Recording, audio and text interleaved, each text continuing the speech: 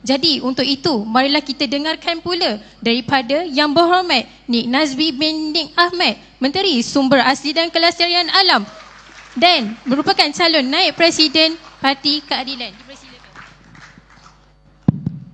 Okay, Assalamualaikum, salam sejahtera, salam reformasi kepada Tuan Rumah Tok Min dan kepada Saudara Rafizi dan semua calon-calon, hadirin dan hadirat. Ada yang senasib macam saya, kita kalah di cabang, ada yang mungkin menang, tahniah kita ucapkan, dan kepada semualah yang datang kepada program Hiruk yang pertama. Jadi pertama sekali bagi saya, kita semua tahu ya, kenapa tujuan kita ada di sini. Dan mood pemilihan kali ini dia lain macam sikit. Dia setiap kali pemilihan keadilan ni memang dia tak pernah, orang kata dia bukanlah dalam keadaan yang sangat tenang sebelum ni pun. Cuma kali ini bila kita sudah pegang jawatan Kerajaan Persekutuan, Datuk Seri Anwar Ibrahim dah jadi Perdana Menteri, tentulah ya, tumpuan tu banyak pada kita. Dan timbul macam-macam cerita lah ya, antara yang cerita yang berlega. Dia kata YB ni silap pilih geng, ni geng-geng yang lawan PM. Sebab tu dia kena kalah. Jadi saya pun pelik bila timbul kata-kata tersebut. Sebab saudara Rafizi tahu, dia bawa saya masuk parti, saya pun tak tahulah nak menyesal ke tak menyesal ke. Tahun 2001, umur saya 19 tahun. Sebagai seorang mahasiswa. Tak lama lepas tu saya buat kerja parti, membantu Kak Wan dengan Nurul Izzah, dengan beberapa sahabat lain. Sampai saya bekerja sebagai susulit kepada Datuk Seri Anwar Ibrahim. Dan 2008 tu bersama-sama kamilah dalam pejabat Datuk Seri Anwar, saya, Izzah dan yang lain. Waktu tu parti tak cukup calon. Tak macam sekarang. Jadi dalam keadaan tak cukup calon, kami pun terjun. Kita ingat masuk, sebab waktu tu parti ada satu kerusi saja. Tetapi kebetulan gelombang, maka ramai di antara kami menang dalam pilihan raya tersebut, dan itulah bagaimana parti kita semakin kuat. Dan kalau yang lama-lama ada di sini tentu ingat 2013, waktu itu mood begitu positif sebab kita confident. Ini kalilah waktu itu kita rasa kita akan jadi kerajaan persekutuan. Tapi tengok-tengok, walaupun kita ada 52%, 51% undi popular, tapi kerusi parlimen kita tak cukup, masih di belakang Barisan Nasional. Dan ada banyak perkara-perkara yang tak betul dalam pilihan raya tersebut. Dan saya tak ingat sehari sebelum kot daripada program, pada program himpunan tu, kalau tak silap saya, saudara Rafizi kata kita nak buat himpunan, dia minta saya buat surat untuk book stadium Kelana Jaya. Sebab dalam kawasan saya, biasa kalau program-program ceramah ni saya bagi staff saya buat surat. Tapi saya tahu sebab ni dalam keadaan kurang 24 jam, maka saya rasa saya kena ambil tanggungjawab lah untuk buat program tersebut. Itu yang kita dapat himpunkan. Saya ingat hampir 100,000 orang dekat mall Paradigm tu, baju hitam, semua kedai yang jual baju hitam semua habis.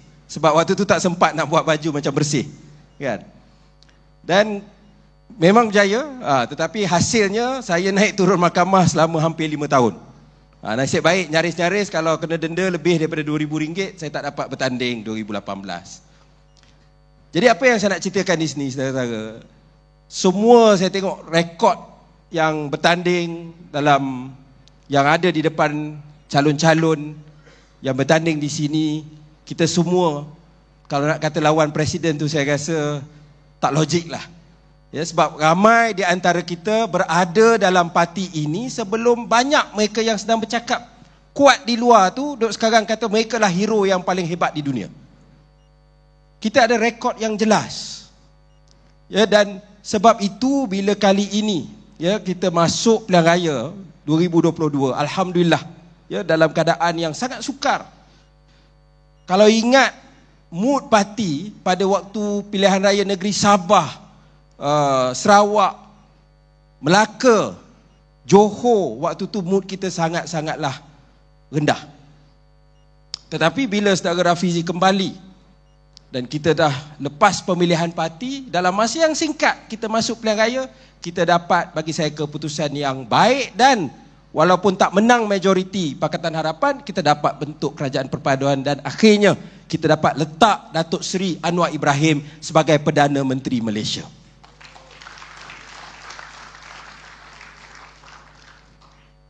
Dan saya berterima kasih diberi peluang oleh Presiden untuk duduk dalam kabinet, dan memang banyak yang saya belajar. Bukan mudah untuk mengimbang antara tugas kita sebagai kerajaan, kita ada kawasan, tugas dengan parti, dan juga tanggungjawab-tanggungjawab yang lain.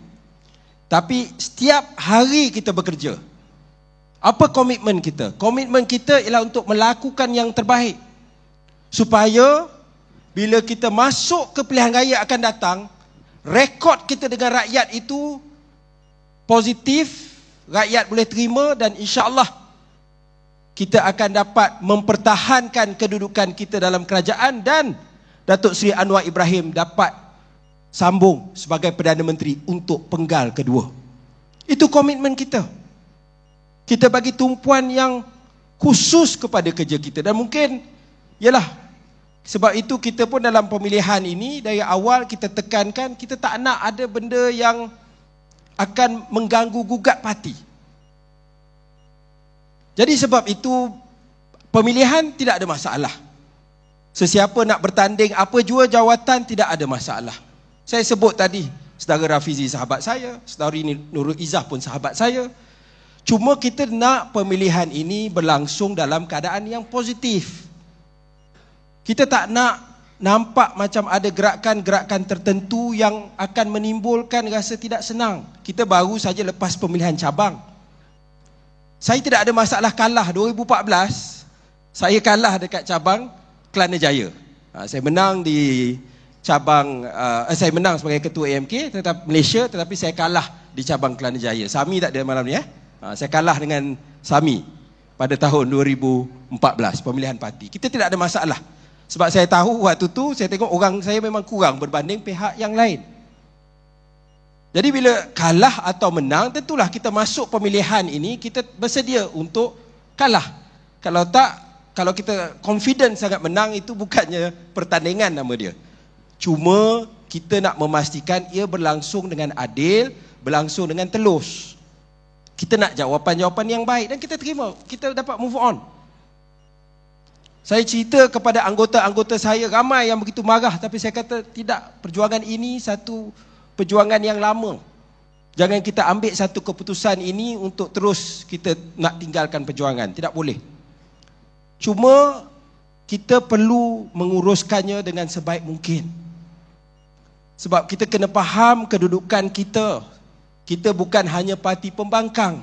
Kita bukan pegang Negeri Sembilan sahaja atau Selangor sahaja. Kita pegang Malaysia. Dan kita juga berada dalam kerajaan campuran. Jadi menguruskan dinamik ni memang bukan satu perkara yang mudah. Ya, jadi kita nak berikan keyakinan kepada rakan-rakan komponen kerajaan perpaduan, berikan keyakinan kepada rakyat. Itu tugas kita. Saudara-saudara, kalau kita tidak dapat buat perkara ini dengan baik, rakyat akan hukum kita. Sebab pengundi keadilan ini orang yang bijak pandai. Dia bukan pengundi totok yang jenis dia daripada lahir, dia keadilan sampai mati. Tidak. Dia nak tengok apa yang kita buat. Dia nak nilai apa tindak tanduk kita. Sekiranya kita tidak dapat membuktikan bahawa kita berbeza dengan parti-parti yang lain, maka mereka akan hukum kita. Itu kita punya unique selling point. Betul kita parti pelbagai kaum, betul kita parti progresif, dan kita kena membawa nilai-nilai itu di dalam dasar-dasar yang kita lakukan. Parti ini ada sejarah lama melahirkan pimpinan-pimpinan muda. Rafizi pun belum lagi tua. Tak berapa muda lah kot. Saya pun tak berapa muda juga. Tetapi yang lebih penting yang saya nak ceritakan, nilai itu. Hari ini pun Alhamdulillah 3 daripada 4 ahli parlimen termuda dalam parlimen daripada Parti Keadilan. Alhamdulillah, itu menunjukkan kekuatan kita.